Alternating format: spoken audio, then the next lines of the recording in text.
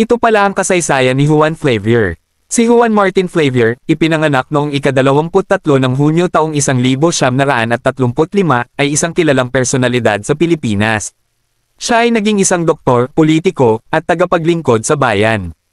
Nagtapos si Flavier ng medisina sa Universidad ng Pilipinas noong 1960. Nagkaroon din siya ng master sa public health mula sa Johns Hopkins University.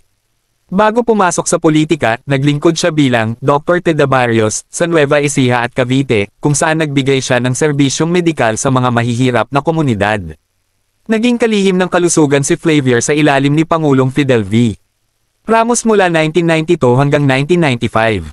Sa panahong ito, inilunsad niya ang mga programang pangkalusugan tulad ng Poplan Alice Disease, Contra Cholera, at Dr. Teda Barrios. Naging senador si Flavier mula 1995 hanggang 2007.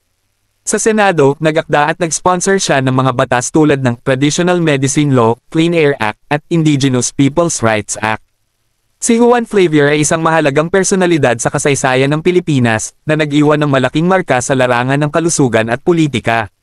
Si Flavier ay kilala sa kanyang pagiging malapit sa mga tao, kanyang pagiging masayahin, at kanyang kakayahang maghatid ng mga mensahe na madaling maintindihan ng publiko. Siya ay itinuturing na isang huwarang lingkod bayan.